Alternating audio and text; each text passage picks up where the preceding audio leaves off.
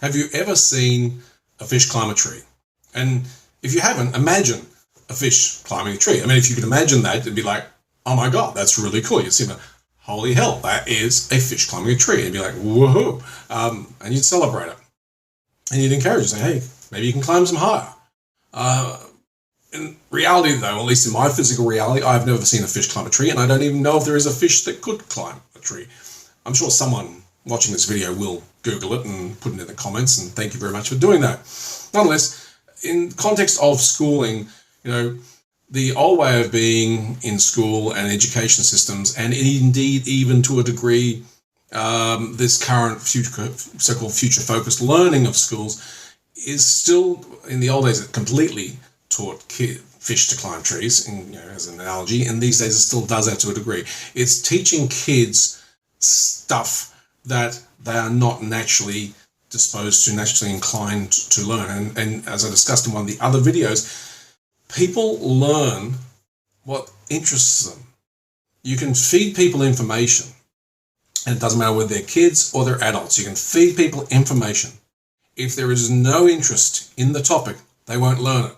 So go and check out the other video I put about that. I recorded about that. When I gave the example of Barbarossa, the Battle of Barbarossa, I probably learned it at school, but it didn't stick. It's when you're interested in it, it sticks. And teaching kids stuff that they're not, there's a difference between, a child just not being interested in as an excuse, and a child genuinely in themselves not having an interest in a topic.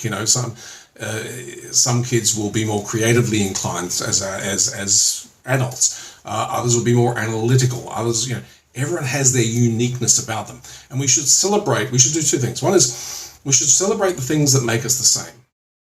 And we should embrace passionately those things which are our unique talents in this world, because it's in that uniqueness that we bring something to the world which is going to improve things, which is going to help further society, people, the world generally.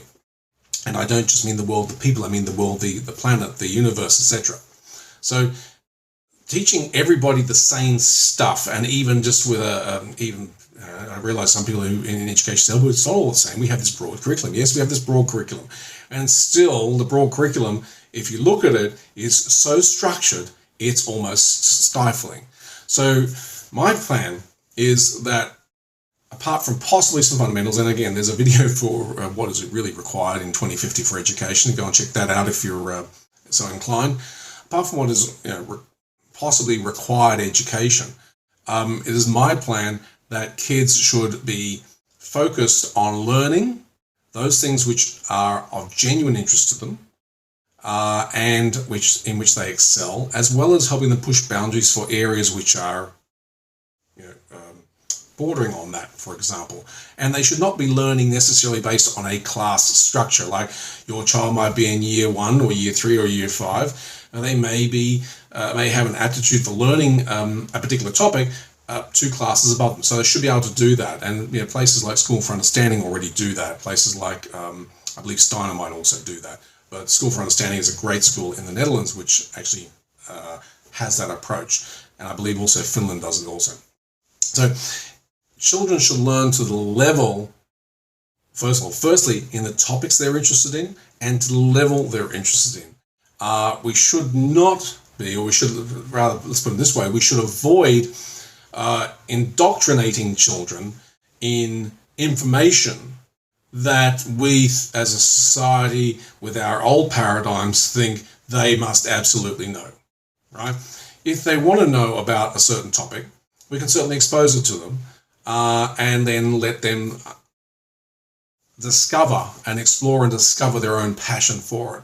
If they don't have have an interest in it, it's not going to stick anyway. And the time that they spend and waste investigating, exploring something that they're not interested in and doing only lackadaisically, they could be investing in information in a topic they are interested in, and then putting that information into action in some form and grow real knowledge through which they're going to get a broader, deeper, more meaningful education than they could possibly get through a strict, rigid, structured curriculum. Anyway, so that is probably the video I had to do about fish climbing trees. If this type of educational system resonates with you, please reach out and have a conversation, or just simply like the video and subscribe to the channel. We'll be posting more stuff soon. There is a page which is mentioned in the description of this video where you'll find more of this stuff all in a concise place, and you'll be able to also reach out to us there to if you're interested in collaborating in some form or just having a conversation about it. Thank you very much for watching. My name is Paul Langer. It's been a pleasure to share this with you.